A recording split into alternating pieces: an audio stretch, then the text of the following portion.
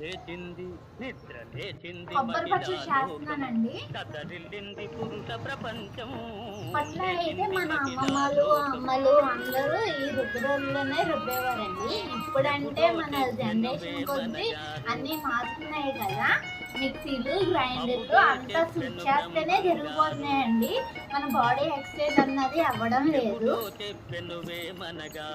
లేచింది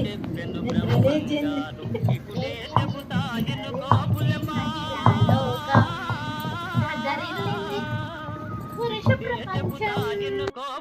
నేను రుబ్బుతుంటే నేను రుబ్బడం మా అత్త చూడలేక మా అత్త తీసుకుంది. నేను రుబ్బడం బాగోలేదు, మా అత్త తీసుకొని రుబ్బుతుంది.